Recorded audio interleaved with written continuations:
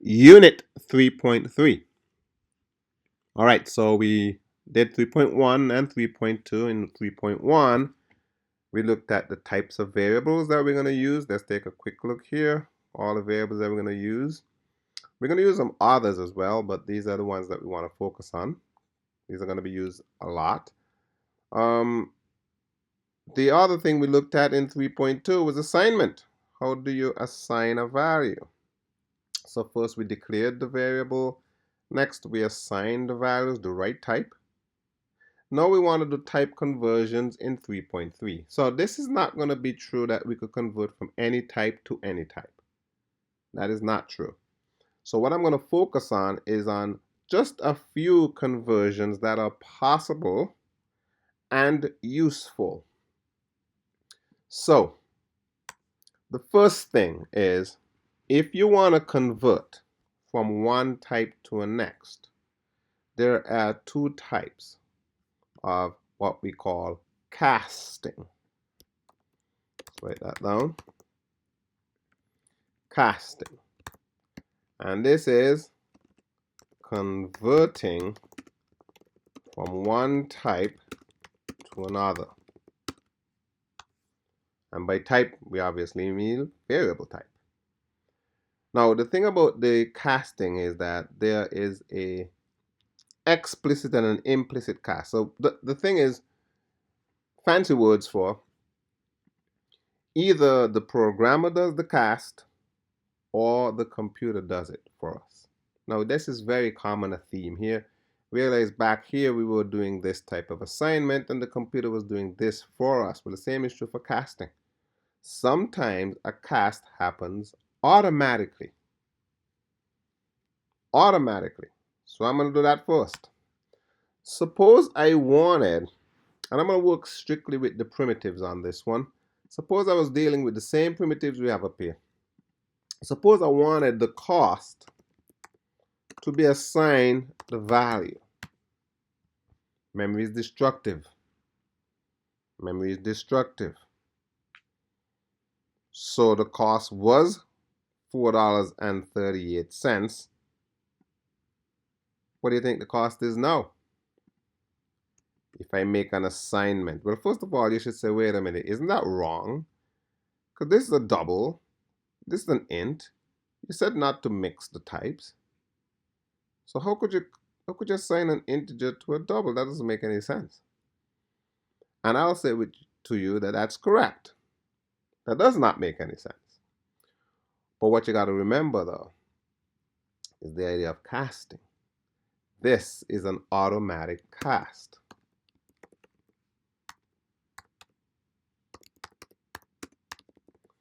What does it do? It turns the integer into a double.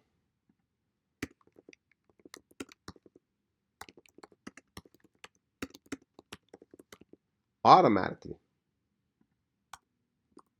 Okay? So what that means then is that cost is now 10.0, not 10. The computer turns this guy into 10.0, then assign it to this guy. How does it do that? Like this. Put the type right in front of it, in parentheses. So let's look at this carefully. Take the integer 10, turn it into a double 10.0, and store it in cost. 4 bytes, 8 bytes. So this cast is called a widening conversion. How so? Because this is 4 bytes on the right assigned to 8 bytes on the left. We are getting bigger. The reason why the computer is allowed to do that is because no data is lost. If you have a small thing and you want to put it into a big thing, all of it's going to fit. And if you listen to that statement, you should know where I'm going next. What if I wanted the value to be assigned to cost? Ooh, we are getting an error. Let's just check this out. It says type mismatch. It cannot convert from a double to an int. Well, this is confusing.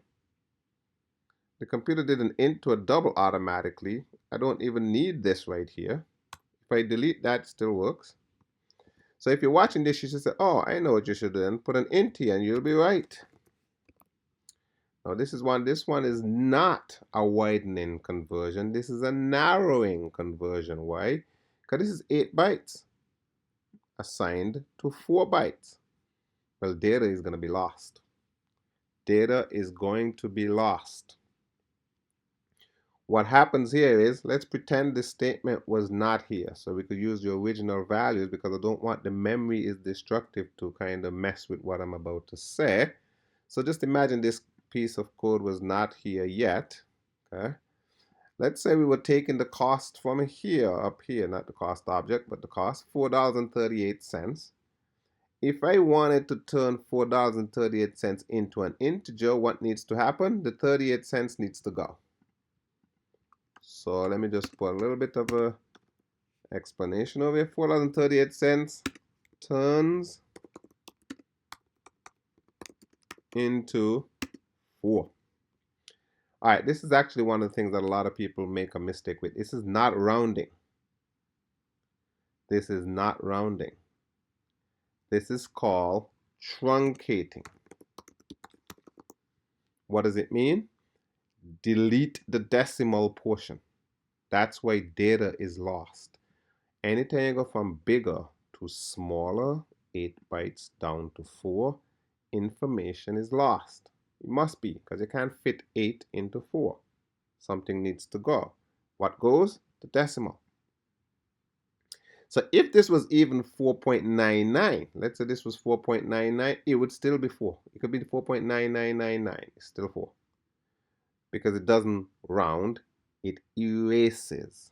Data is lost. So up here, the automatic conversion, no data is lost. Down here, when we're going from a bigger to a smaller, data is lost. These are the two that we mainly work on when it comes to casting, doubles to int and vice versa. If we have a widening conversion though, you don't need this. Okay, this double here is not necessary. I'm only putting it there because you know the system does some things for us, like here. Well, it does this for us. But I'm putting it here so that you see what actually happens. Now, we could convert from one type to a next, but just make sure we understand that there is a cost with that, and not this cost variable. The cost is you may lose information. You may not lose information. So there is this trade-off going on. Now, sometimes we have strings that are numbers. So I'm going to make a new string. Let's say we had a string and it was actually some input from a screen, but it was a number. Let's say the number was 25. So there's a string, it's a 25. Even though it's 2 and a 5, it's still a string because it's in quotes. It's literally what you see. Let's say I wanted to turn that into a integer. The way to do that is I'm going to say int, okay, and I'm going to say input int, and I'm going to say integer dot pass int, and I'm going to put the input here. This is another type of conversion. It's not really a cast. It's a call to a method from the integer class. It's actually what is called a static call. And by static call, I mean the class is calling the method. So method, class, integer, the same one we had up here. So this integer has a method called parseInt, which means turn any string that is an integer into an integer, and we could store it, assign it to an int. And whereas I name my stuff input int, because we know it's an int. What if I want to turn this guy into a double? So of course we're going to call it input double. And yes, it's double dot pass double. And we put input in here. So these are not casts, okay, but these are still conversions. How do I turn this thing into that? Okay.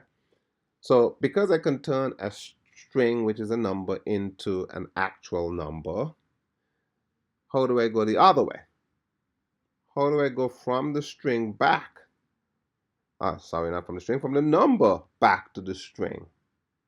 Because if I could go from the string as a number to the number, I should be able to go back. Now, here's the thing. This is one of the most important things we're going to do all year.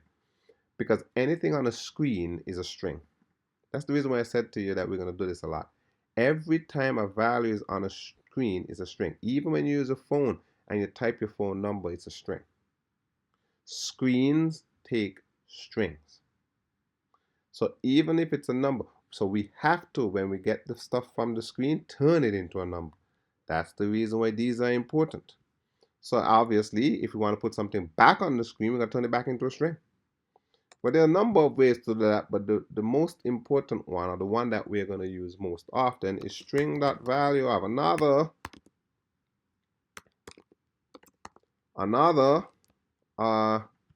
method that's a static method. So I could put input int. This guy takes the 25 and turns it into a string. So let's try and give it something. Input string. So this is the string, or we could just assign it back to input. Let's do that, just to get all fancy here. So input was first a string, got it from the screen, we turn it into an integer, we turn it back into a string. Okay, and yes, string.value of takes any of these numbers, int or doubles. I'm only showing the int here, but you could take a double as well. And we can see how all this stuff actually works. So let me do one thing here and write a print system.out.println. What I want to print is cost. Okay, I want to know what happens. How does the cost look? Because the value was 10, and let's try printing that to see if we get over 10.0 like we talked about. Yep, we did. And we could also print any one of these variables here. Okay, doesn't matter. But let me go ahead and try to print the value. Okay, system.out.println. Let's print value. Remember, value is cost once we do the conversion here. So I'm going to take the cost out so that it doesn't do the memory destructive stuff and turn it into the 10 first. So at this point right now, the cost is 4.38. And if I run this, see that? Cost is 4.38. Let's just see the print. And when we do the conversion, it turns into 4. Well, let's go a little further and show you what I mean by it's not rounding. Let's say cost was 4.99. If cost was 4.99 and we run it, it still gets me a 4. It's not a rounding, it's a truncating. Get rid of that, erase it, and that's what we get. Now, if you know that's important in your app to keep the 4.99, then don't use an int. Use a double. All right, that's type conversion. These are the most, we're going to be using these all year long. Let me uncomment this out so you can keep this as code. This is how we're going to be working with these. From the screen to do some work. Let's say you take something from the screen and you want to multiply by 6. Well, you can't multiply a string by 6, wrong type. Got to turn it into an int and then multiply by 6 and then take the answer and turn it back into a string to put it back on the screen. We do that a lot. So type conversion, it's a big topic. We try not to do it often, but we can't escape it. So we have to know how to do these things. Okay. And this is literally all we're going to be using all year. So you have it here in a nice, simple, straightforward set of notes. Make sure you study them. Make sure you experiment with them. That's 3.3 type conversion. We're at the end of 3.0.